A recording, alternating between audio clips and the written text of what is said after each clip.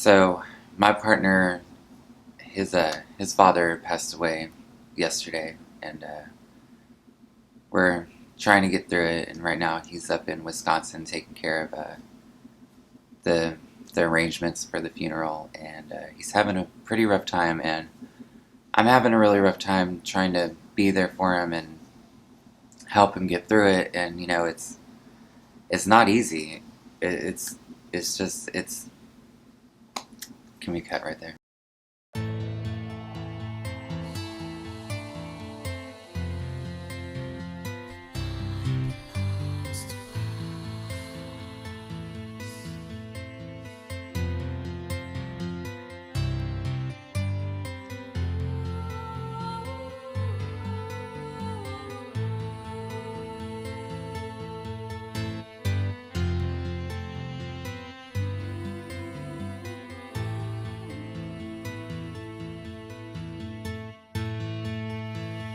Close your eyes, we are so far away, I know. But in this journey, nowhere limits to stay. Hold my hand, my love.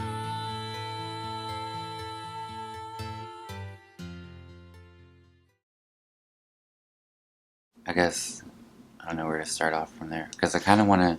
I don't want to just talk about the funeral, but I guess I'm having a rough time being there for him because I'm stuck here in Dallas, so there's not much I can do to physically be there for him, but emotionally and um, mentally, I'm trying to be there for him, and it's really not easy, and he's not taking it too well.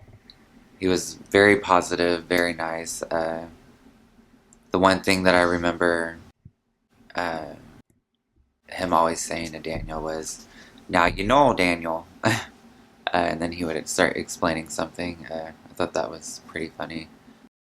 Last I checked, I believe he posted about um, wanting to commit suicide. How do I get him through that? Help him understand that we need him, and eh, it's not easy.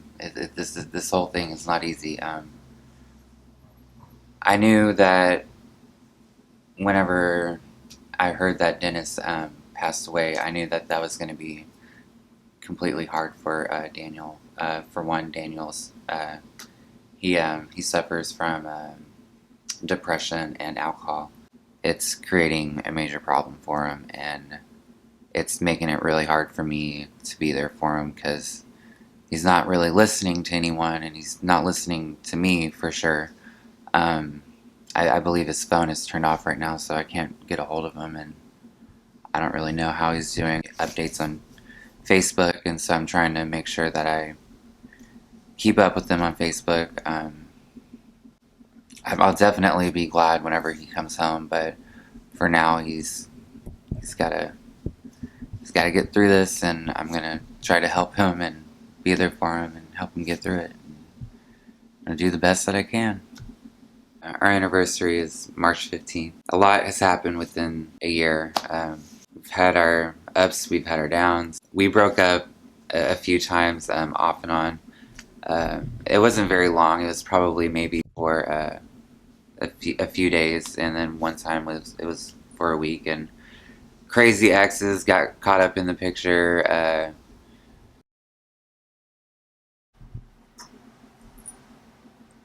Where was I? We plan to get married one day, hopefully. But with the way things have been going, it's been rough. And but I think at the same time, with everything that's been going on, that's been making it rough. I believe that it's been making us stronger. Yeah, sorry, I have to take a hit to get through this.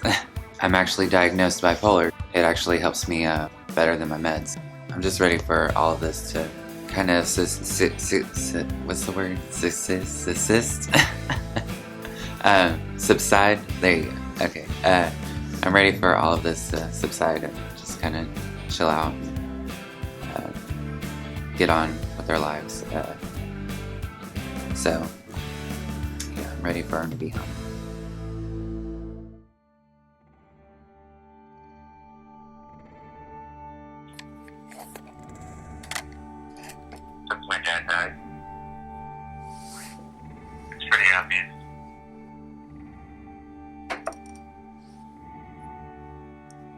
Yeah, I might have always been depressed, but I always had hope.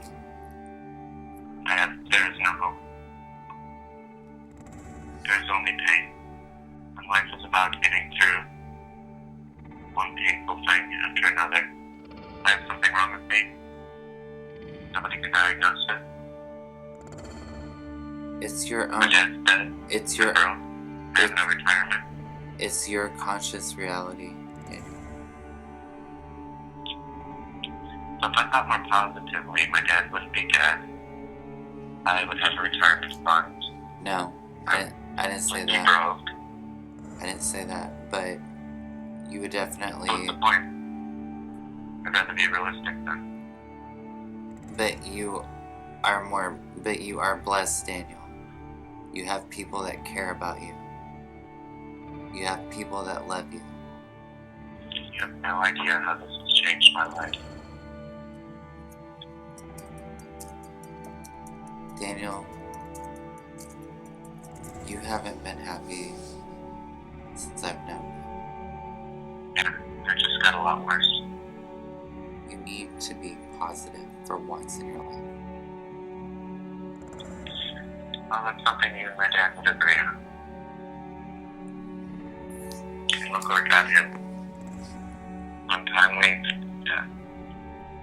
But Daniel, there is a lesson in all of this. Has it not helped your family grow to come closer together? At the present time, my mom and I are both on the same terms as we always were. We're having breakdowns frequently, which is interfering with our communication. Yeah, my brother and I are talking more than we have. I mean, we're talking at all, which is more than zero, so... Okay, so if you have to move to Wisconsin, do you want me moving with you? Yeah, taking care of my mother doesn't preclude having relationships. It's just... it doesn't change the meaning of my life. So you still want to be together after March? Yeah. I don't have a choice anymore. God took that away.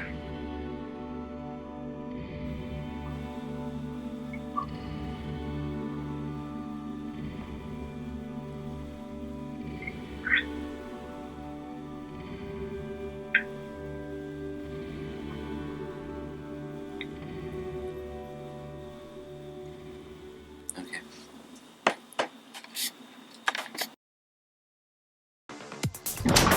Fuck this. Yes, fuck it. Hi.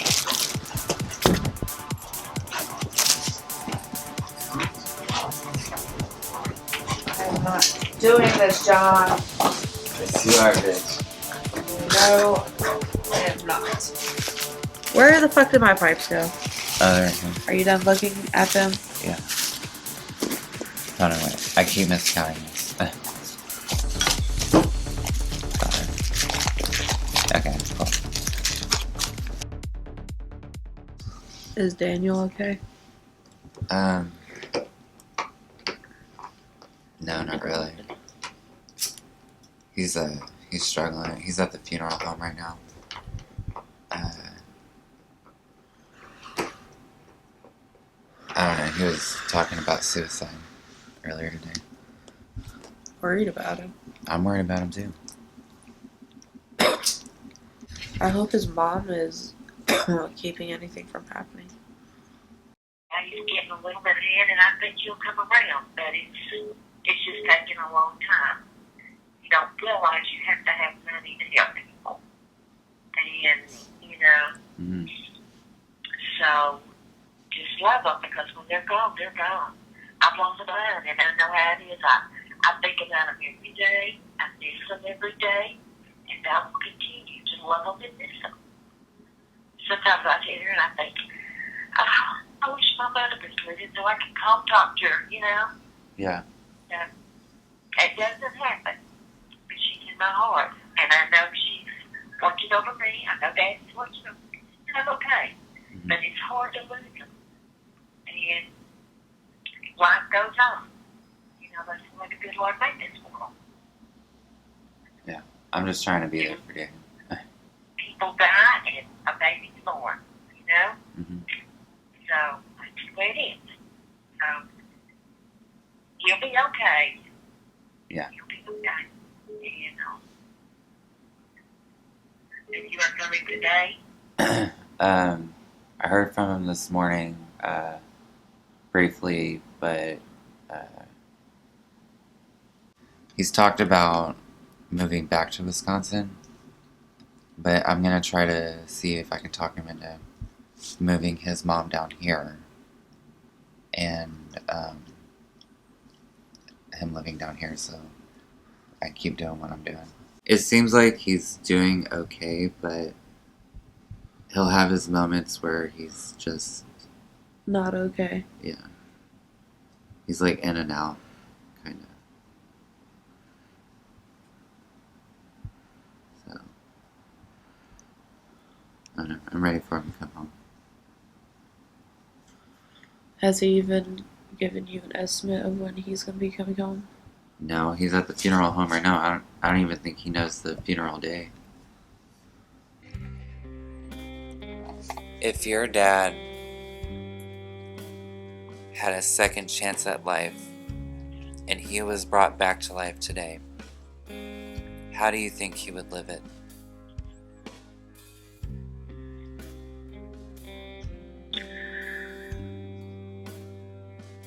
I think he would, probably like all of us, if we were given a second chance, take it less for granted. Cherish the human connections more. And that's how your dad would want you to live that life, is take the chances that he never took. The flame in my universe is dead. It's not, Daniel. It was extinguished yesterday. This is called grieving. It's okay for you to not want to live anymore. It's okay for you to feel that way.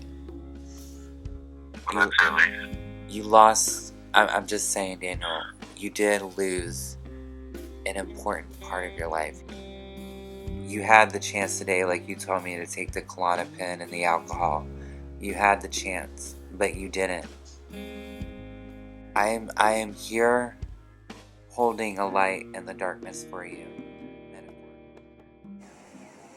Like, the question that's running through my mind is, should I stay or should I be with him or should I leave him? That has been the question the entire time.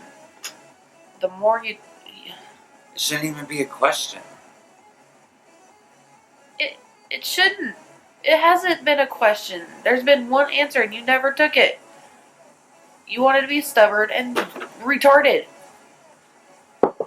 There is only one answer, and you can never accept that fact. Every time you've gone through this, you have never accepted that that is the only option. Because he is either going to control your life and you wind up moving up to Wisconsin and y'all breaking up and you have nothing. Well, he doesn't control my life. But he sure as hell isn't taking me into consideration in my thoughts and my feelings and my emotions and, you know, Again, going out of his way to make me feel secure and safe and positive and happy. I mean, the only thing he's fucking worried about right now is his own ball of darkness and negativity and his bullshit excuses of the world is just a shitty ass place and that's the way it is. every time you get into it and y'all break up, it's not going to work. He's not going to change. There's always going to be a reason for him to go back to drinking. Always. There was an option to stay here until the lease is up. Okay. Then there's that. But there's still the question of where are you going to be? He has finances, fine. But there's also abuse, yelling, screaming, alcoholism, things breaking left and right. And if y'all decide to have children, do you want your children to go through that? Fuck no. And that's what I've told him. But I he told does him- not want to change. That is the thing. He does not want to change. I know. And there's gonna be no talking to him. I know if he would just listen to me and take my advice and change his thought process, I know he'd start feeling better and doing better. No? He's too far past gone to get better. So what, he's like that forever? You know, my grandpa is. One of your grandma's a bitch. You think that's a joke? I know. That's why I said My it. mom got abused by my grandpa. My uncles got abused by my grandpa. So I'm gonna end up being like your grandma. Bitch. There's those psychics on Facebook, but I need someone to be in the presence of the energy. And I need somebody to tell me what's going on here. Because I got told on Facebook, I posted a picture of myself and I posted it on the Lightworkers group page, and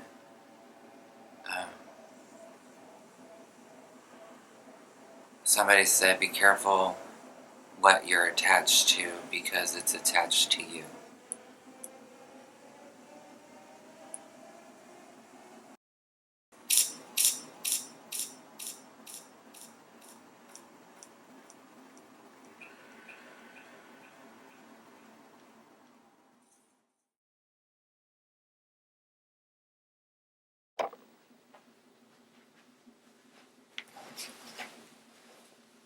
You ready? Ready? I'm SHAYNA DEVON, and I'm Jon's best friend. I've known Jon since 8th grade, 2nd semester, and we've had a wonderful life with each other, and nobody has been able to come in between us. There's been several people that have tried to come in between us and all that, but it's never worked. Ain't nobody coming between us. Recently, I just got out of prison, and I did about 5 years on a 15 for delivery of a controlled substance. I'm just so proud of her. Like, she's out of prison, did a 5-year sentence. I mean, who does that? Like, who can do that? Especially being a femme gay. And she has been in my life for so fucking long that I really have no idea what I would do without her. There's been times where I thought that I would lose my fucking mind, end up killing myself, or ended up in a mental hospital, but she rescued me from my mind so many times. This is my soulmate. This is my partner in crime. We have always been there for one another to help each other get through it, and it's beautiful. Like, it's a beautiful relationship that we have. I would be devastated if I ended up losing her, but at the same time, you know, she always reminds me, like, if we don't ever see each other again, when we do see each other, let's make the most of it, and that, you know, that's really special to me. I can't believe I wrote that on Facebook. I am so overwhelmed right now. I wish I knew what the fuck was going on. Do you remember Cindy, the Is tweaker? she big?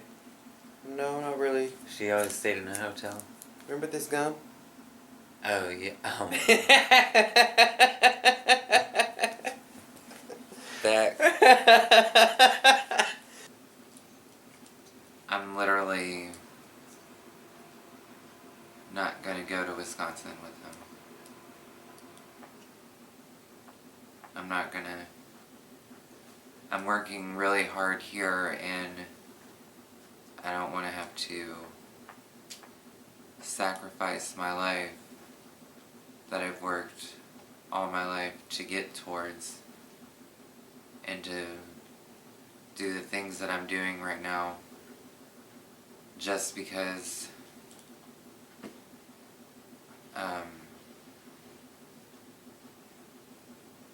I mean, not just because, but I mean, I understand, like, you know, his mom needs him, and I love Daniel to death, but I have a life too, and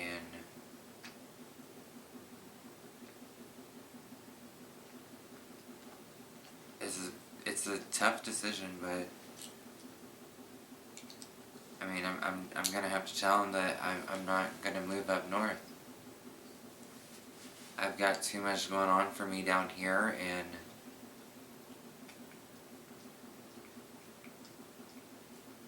you know, it's just, it is what it is.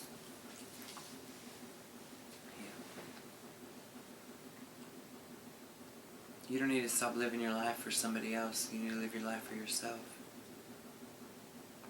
And I don't mean to sound insensitive, but death is a part of life. Like, we all die, and the sooner we accept that, the sooner we can accept a death when it happens and continue to live our life and not have to give up your life because you can't accept death, basically. I gotta live my life and not let someone take that away from me, even if it emotionally kills me, because I mean, something can emotionally kill you, but I mean, you've been to prison, you know, you have been broken down and had to be built back up. And losing Daniel in this, if I do lose Daniel in this, yeah, I'm gonna be broken down. Well, I'm fucking sick of being unhappy, and I don't think it's fair that you're unhappy either, and so I don't know. I'm just trying to figure out exactly, like, what the fuck we're gonna do. I'm just lost. And you're gonna be moving back up north, and your family fucking hates me. I mean, I'm getting threats from them, and I don't know how exactly this is gonna work. I mean, I want to spend the time that I have with you.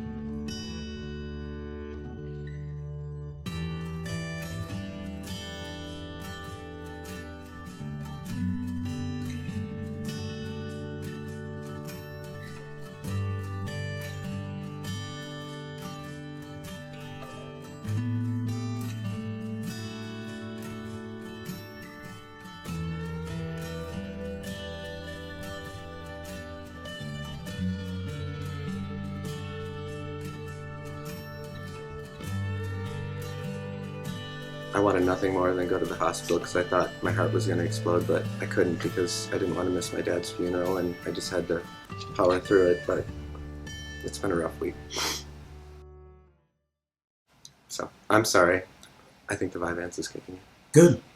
It's okay. Don't apologize. Just keep, and like I said, we're recording, and you just talk, and, you know, that's why I wanted to, you don't know me, so that's a bit about me. You know, it's... How's my, centering? You're good. I've got, actually, what I do is, I've got you, actually, through the magic of film, I will show you. So I kind of like those just off a little bit, sort of that waiting for John to appear. Oh, yeah. So, and then all of a sudden, for the next shots, like when he's there, you two will be sent. My name is Daniel Hendricks. I'm a recovering alcoholic. I've suffered with depression pretty much all of my life, and pretty much a hot mess right now. I just got back from my dad's funeral, it was the two most difficult weeks of my life. Just the planet. I mean, he was on his deathbed for a week, and we had to make the decision to unplug him. He died a week ago yesterday, and ever since, I've just been going through the whirlwind of planning the funeral, grieving him, which I'm still not over yet. The unfortunate part about funerals is the people that are bereaving the most are the ones that have to do all of the work. So I'm currently 36. In 2001, I met my wife, which probably comes off as rather surprising given the nature of this film. She was everything to me. I thought we would grow old together, and we were together 11 years. Ever since I was an early adolescent, I knew that I had certain attractions towards guys, an interest in them. I thought it was more just typical adolescence, you know, trying to measure yourself up, so to speak, and just curious about sexuality and things like that. I was raised very conservatively, so I thought, you know, this is just nothing, it's just whatever. I'm straight, so, you know, I continued my life like that through college. I met Wanda. She was the woman of my dreams. We got married. Unfortunately, that didn't work out. Moved to Dallas and started dating gay men. Why? I don't know if it was because of some PTSD over being married to a woman for a while. Nothing against women, love women, but I kind of explored myself. You know, I was alone, and it gave me that opportunity. And I realized, you know what, I feel more comfortable dating men. And a lot of gay men and women have a hard time with that. I don't like labels like gay, straight, bisexual. I identify as gay, but I prefer the Kinsey scale. You know, I think everybody falls somewhere, you know, on the Kinsey scale. How could you hit that for 9 years, you know? And the best way I can explain it is that for anyone who's seen Kevin Smith's movie Chasing Amy, you know, the lead female role, she was a lesbian, and Ben Affleck's character was, you know, had fallen romantically in love with her and was trying to convert her. He didn't understand what it's like to, you know, be gay and things like that, so he struggled with that. Well, she eventually ended up falling in love with him, and I feel like that's my and Wanda's story. She was my Chasing Amy. I still didn't know I was gay at the time. I still had an attraction for men, but she absolutely stole my heart, and I thought I would be with her forever. That's where I am now, so I hope the Chasing Amy analogy kind of explained things a little bit. You know, when you meet your soulmate, or at least someone who you think is your soulmate, that's the person. I fall in love with people more than genders. Granted, I'm only dating men now, but had a couple of relationships, John being one of them.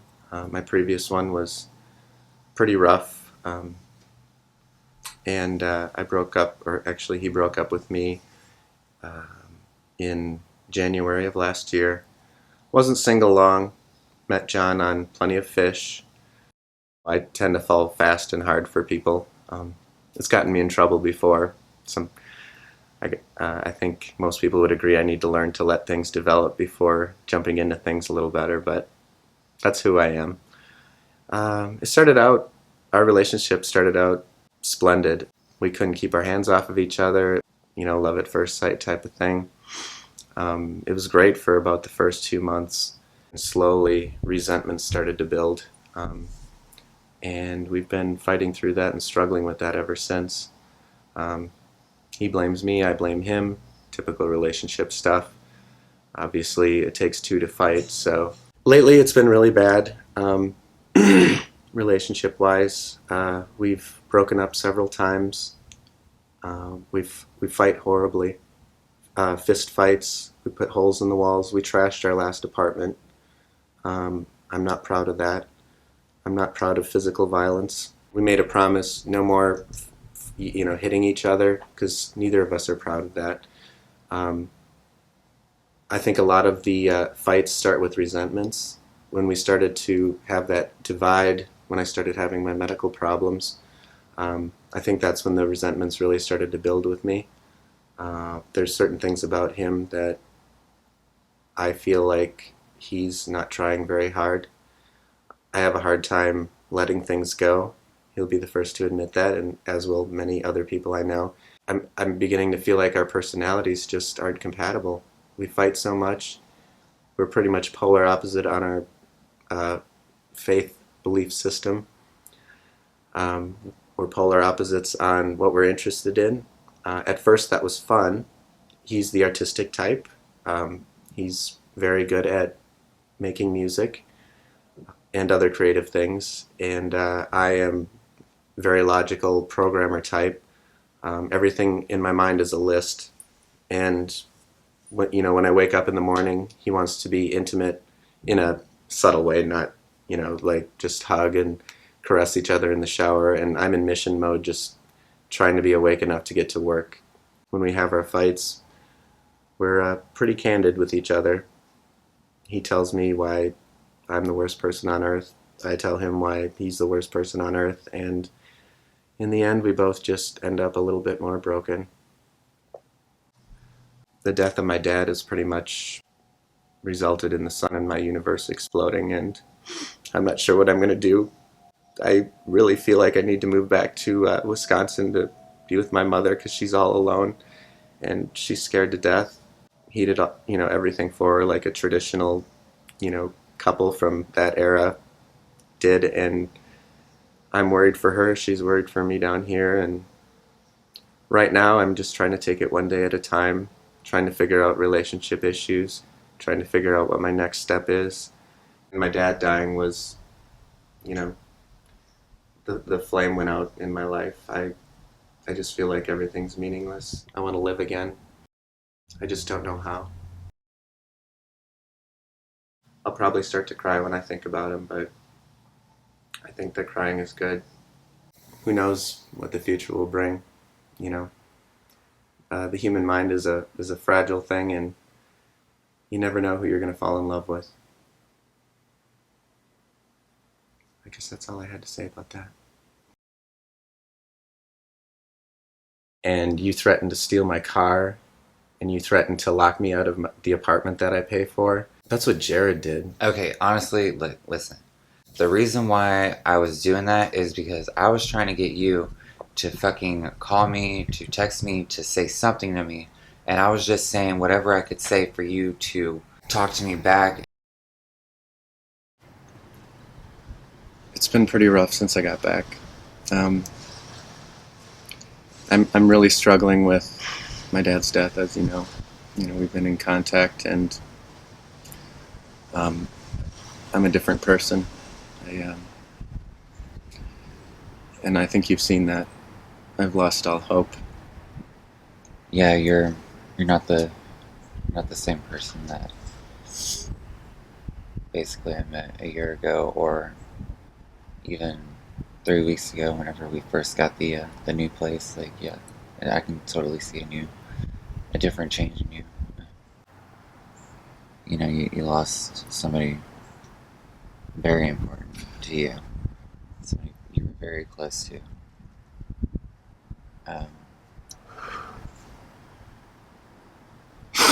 It's hard, babe. It is hard. He was the flame in our lives. He kept everything together, and everything's different since he died. And I never got to properly say goodbye to him. And I wish I could have spent more time with him, just one more day. I think everybody says that when a loved one dies, but I have a lot of deep regrets over that.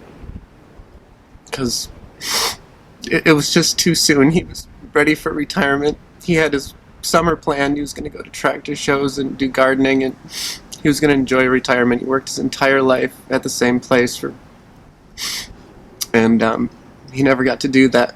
It was all taken away, and I had to watch him a vegetable in bed for a week before we made the decision to unplug him. And that was hell. And I miss him.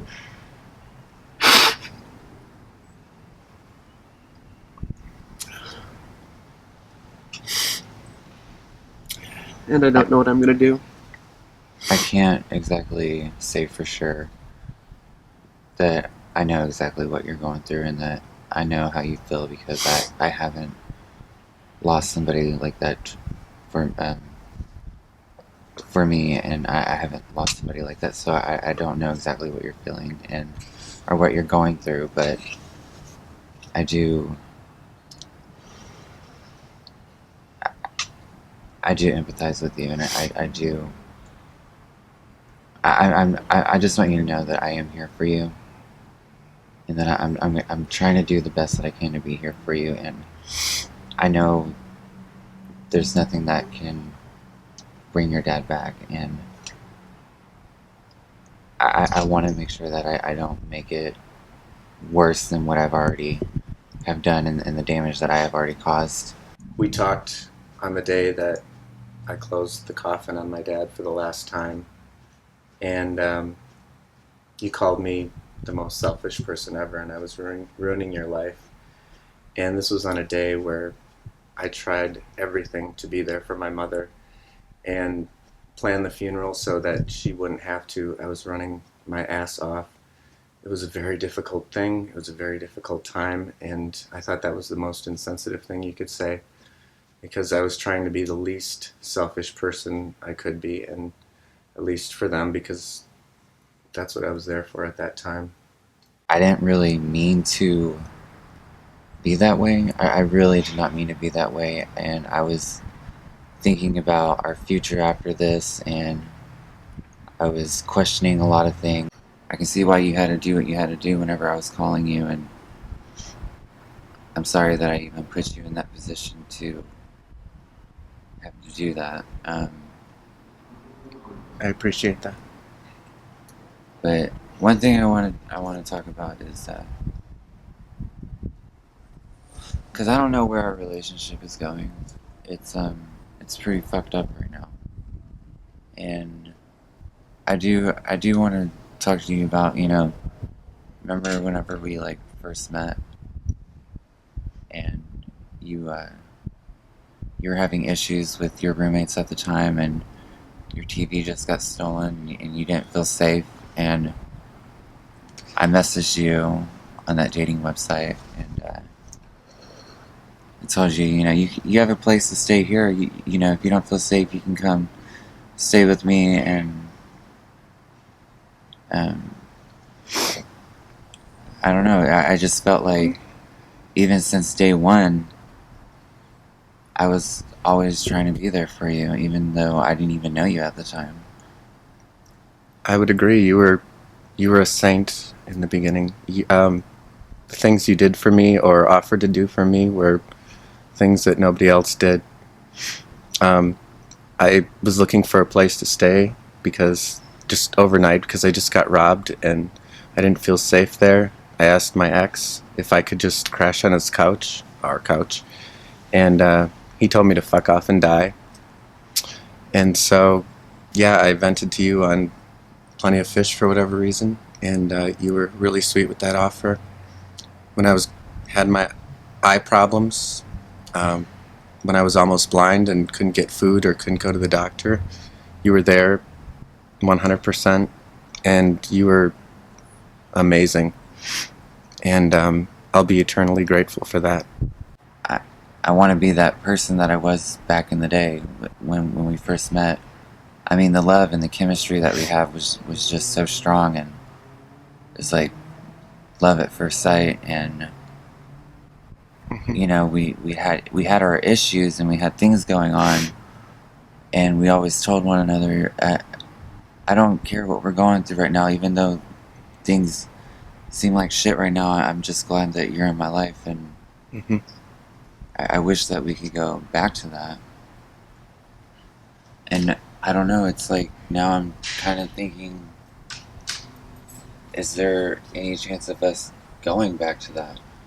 I mean, clearly, if we wanted to give up and we wanted things to end, it would be ended right now. We would not be sitting here talking. We would not be sitting here trying to work things out and figure things out. And it's just over the years, it's just so much shit has happened that it's like we're stuck with the question of what do we do and where do we go from here. And you and me both, we don't have the answers. No. And whether we're together or separate, I want to go back to being that person too. I've changed a lot for various reasons.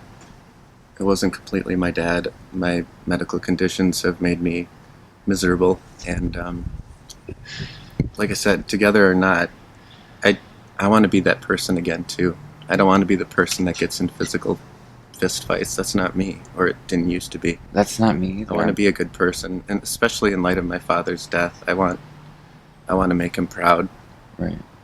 And that's why I'm trying to make changes and do the right thing. It just, the logistics of that is very difficult to plan. So how long has it been since you've had a drink? It has been since Wednesday. So how many days? 5 days.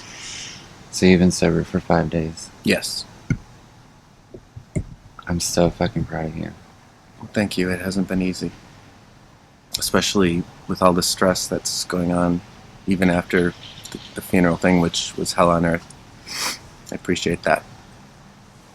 You know, I'm. There have been times where I would sit there and blame you for you drinking the alcohol being the problem, but I had my issues with alcohol too. I mean, I got to a point where I would drink and then I would start fights and then I would throw things and break things and then be impulsive with my decision making. And you know, I don't know, I want to take it all back and I can't because it happened, and I'm just trying to do the best that I can right now to make sure that things don't get worse between us. I really want so bad for us to possibly get married one day and make it another year and keep the flame alive.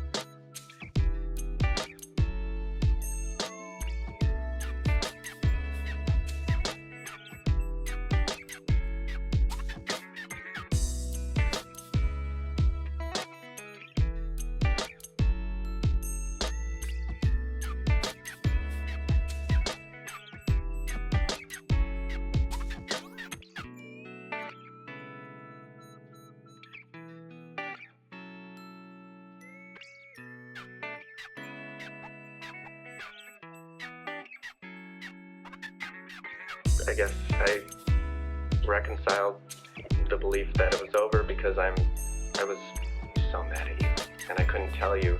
All I could do is lie to you. And I'm struggling with all these things. I'm struggling with the death of my father, organizing a funeral, a boyfriend who's being insensitive, worrying about my dog, worrying about my future. I need to be there for my mother. I live down here. What am I going to do for a job? I haven't worked in 2 weeks. I'm broke as shit. All of this stuff was... I had several breakdowns over it, and I'm still struggling with it, shaking right now because it's bringing up a lot of painful things. And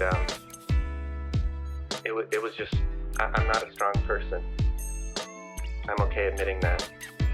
I cry at chick flicks, whatever. I'm not a strong person. So dealing with all of this is not easy for me. I've never had to do this before. I don't know what I'm going to do. I will say this, babe. I love you. I love you too. And we'll figure out whatever we gotta figure out.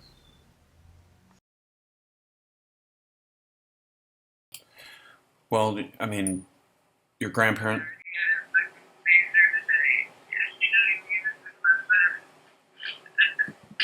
Yeah. Your grandparents are coming, you said?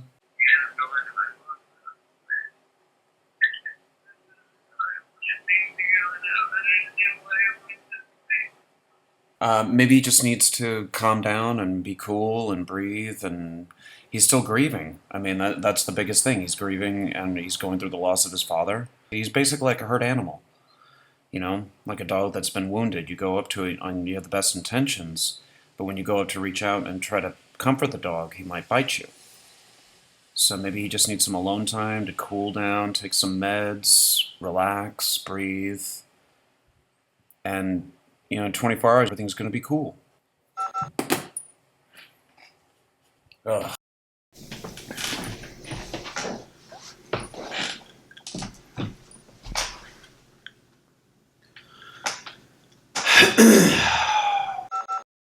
My name is Frausun, and I'm the director of this production. I actually had no intention whatsoever of ever being in front of the camera. I wanted to be an observer exclusively. But I realized a couple of things today, specifically because of the phone call that I received from Jon previous evening. There's two things that have come to light that moved me.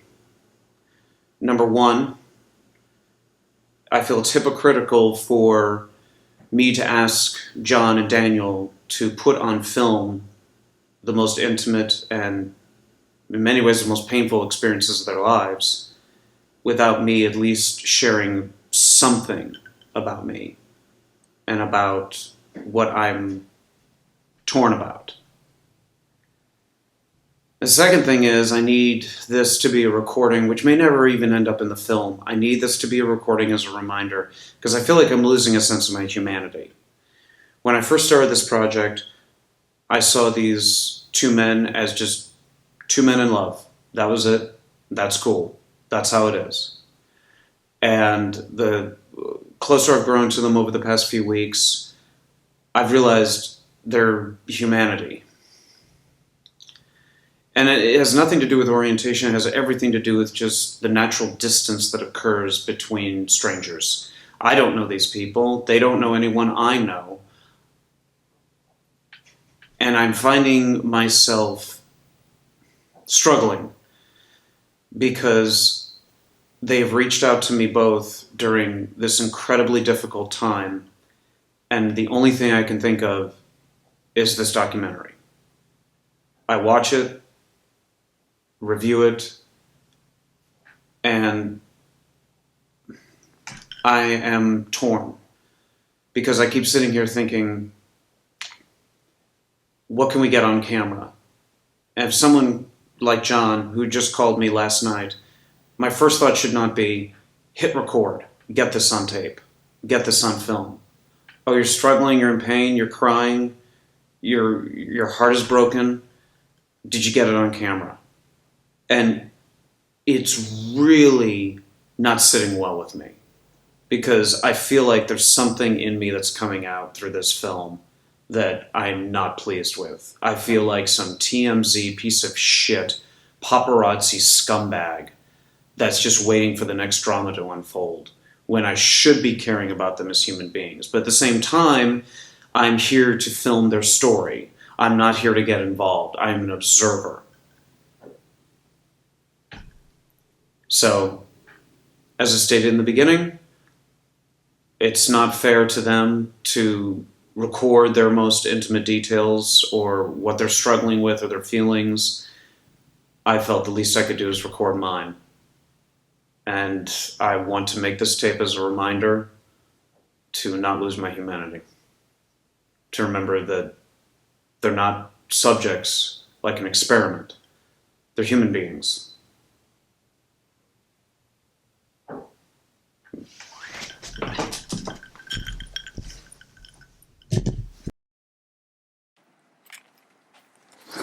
Every fucking morning, you wake up and you fucking start shit.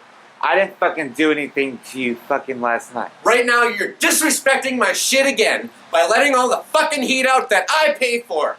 And I'm not signing your goddamn waiver, so don't bother.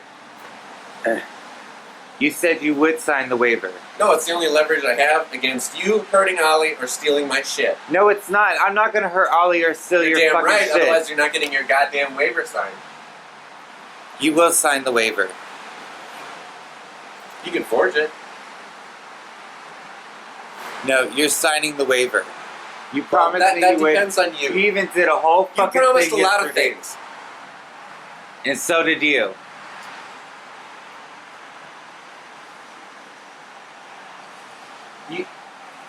You do not have my permission to videotape me right now. Well, it needs to go on the show. Well, we'll see if there is a show. That depends on your behavior. Don't fuck me. This is what I've been working really You've been hard fucking on. me the whole relationship with. No, I haven't How many been fucking fucking things you. do you want me to pay for? I have no fucking money. I didn't work for 2 weeks. Can you fucking break everything? I haven't Everything broken you shit. touch. What the fuck You haven't did I broken break? shit? What? You break everything. You smash my shit when you're mad. You break this fucking place that I have to pay for, that you're not on the lease for, by the way. You fucking break my car every time you fucking drive it. There's been 4 screens in like 7 or 8 months. I've had the same fucking phone for a year and a half, not one chip in it, despite you tossing it on the ground and trying to break it.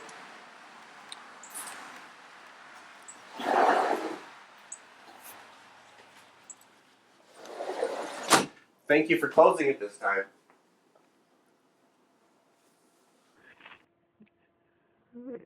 I don't know if I can stop crying enough to say it, but so me and Daniel broke up, and of course, all that will be on there, but I had to move out, and in 5 days would have been our 1 year anniversary. And I just feel like my world is falling apart.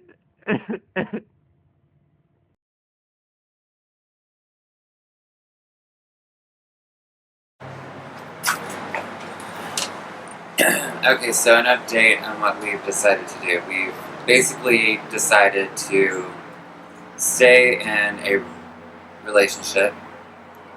I won't be living with him. I'll be living at my mother's while we work on ourselves and our relationship. I think we've both agreed that we do love one another and we do want this to work, and we're trying to find ways to make this work. He'll be moving back up to Wisconsin at some point, and I'll probably be down here, and we'll be doing a long-term relationship, and I'll probably get on a plane to go visit him sometimes, and maybe he'll do the same. But I think that I think we both agreed on sticking with it. What do you think?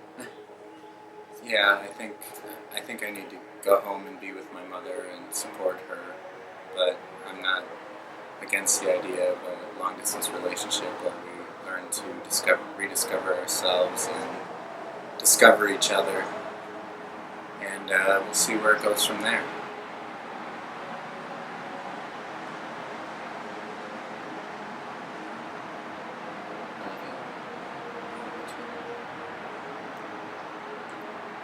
So, you're really okay with this decision? Yes.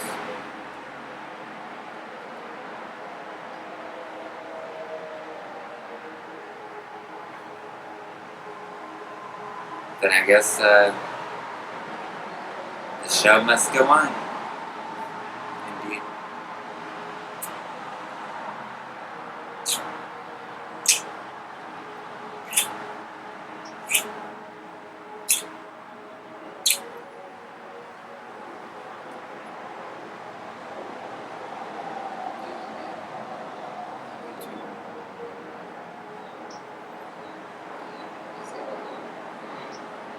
This is